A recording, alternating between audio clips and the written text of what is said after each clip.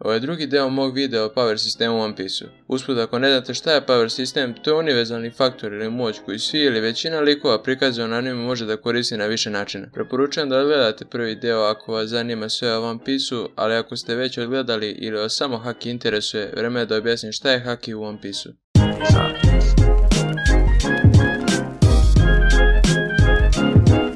Svi posjeduju haki.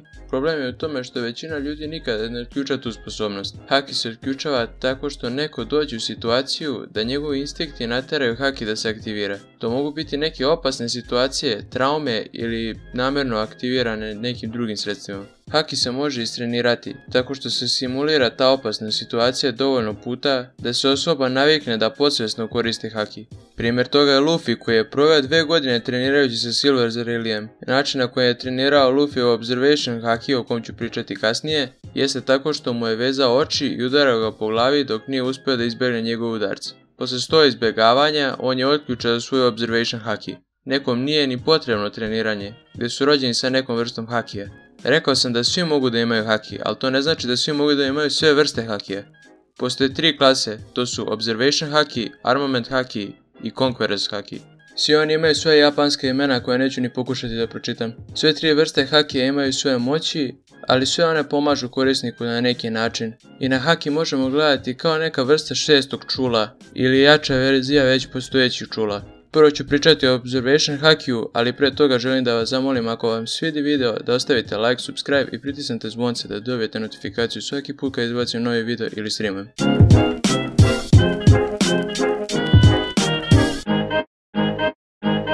Ovaj hak je najlakše objasniti jer je najbliži nekoj vrsti čula. Ovaj tip hakija dopušta korisniku da osjeti prisustvo drugih živih bića. To prisustvo se prikazuje kao silueta te osobe i u najosnovnijim situacijama Observation haki je koristan kada korisnik ne može da vidi nekoga ili je neko jako daleko.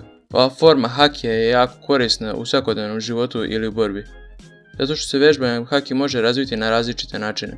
Ljudima kao Fujitora pomaže da vidi svijet oko njega pomoću tih silueta. Mogu da osjeti i nežive stvari kao oružje kojim prilazi kao meci. Na taj deo moći Naruto fanovi mogu porediti Observation haki sa Sharinganom, samo što oči nisu potrebne i stalno je aktivno.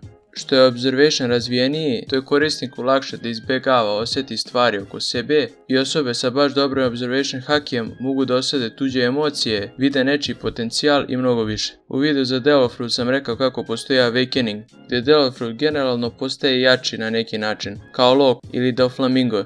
Tako i haki ima svoj power up koji se zove Advanced haki. Svaki Advanced tip hakija radi nešto drugačije, ali Advanced Observation haki daje korisniku sposobnost normalnog Observation hakija, ali puta 100.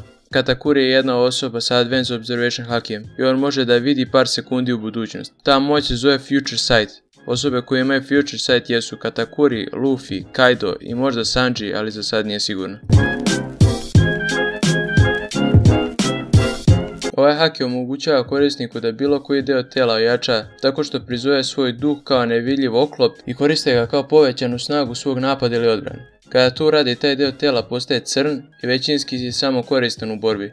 Kao i svi, armament da bi bio jak mora da se vežba. Izdržljivost armament hakija zavisi po osobi. Neko može sa armament hakijom da iseče veliku statu kao pika, a neko ne može ni malo veći kamen da prelomi. Armament je odličan za napad i odbranu, gdje neki mogu cijelo telo da pokriju armamentom, ali to i dalje ne znači da su neuništivi. Jedna odlična stvar kod armament hakija jeste da sa njim je moguće uhvatiti logije, koje su većinski nedodirljive. Telo nije jedina stvar koja se može napuniti armament hakijem. Oružje se također vrlo često koristi. Sve što korisnik ima kod sebe može biti napunjeno armament hakijem. Od mačeva do papuča bilo šta može biti oružje. Advanced armament haki se u Wano ostrvu zove Ryu. On omogućava osobi koja koristi da emituje haki iz svog tela i projektovati tog hakija tako da može povrediti nekog ili odbraniti se bez direktnog kontakta. Ljudi koji imaju Ryu su Kaido, Rayleigh, Big Mom, Whitebeard, Katakuri, Oden, Goldie Roger, Luffy, verovatno Shanks i možda Zoro.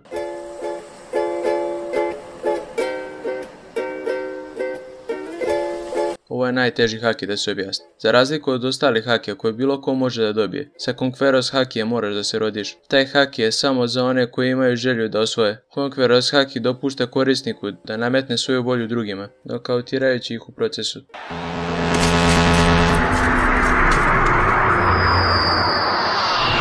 Oni sa slabim duhom će ostati bez svijesti, oni sa jačom voljom će biti oslabljeni, ali samo ljudi koji imaju jaku volju mogu da izdrže volju osvajača. Kao što sam već rekao, moraš da se rodiš sa tim da bi mogao da koristiš potencijal. Conqueror's Haki koriste samo ljudi jake volje ili vladari moćnih kraljevstva. Conquerors je odličan za rješavanje velike količine slabih ljudi, kao kada je Luffy onesvestio 50.000 ljudi. Advanced Conqueror's Haki omogućava korisniku da unese haki u svoje telo, umjesto da samo koristi da nadvlada ili dominira volju drugih. Slično armamentu, gdje korisnik koristi Conqueror's Haki u svom tijelu da mu pojača snagu. Jedine osobe koje imaju Advanced Conqueror's Haki jesu Luffy, Kaido, Whitebeard, Shanks, Goldie Roger, Yamato, Big Mom i Katakuri.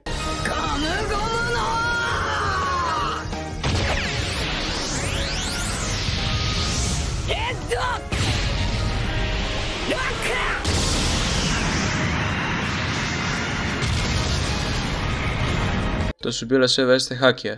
Naravno, ako imate bilo kakvo pitanje u vezi haki ili Devil Fruita, ostavite komentar i pokušat ću da vam objasnim što je bolje moguće. Možda napravim part 3 za moći kao Germa ili Voice of All Things, ali nisam siguran. Ako vam se svidao, ostavite like, subscribe i pritisnite zvonce da dobijete notifikaciju svaki put kad izbacim novi video ili stream. U komentarima mi također recite što biste željeli da vidite sljedeći. Zapravite me na Instagramu, a ako skupim dovoljno ljudi napravit ću Discord.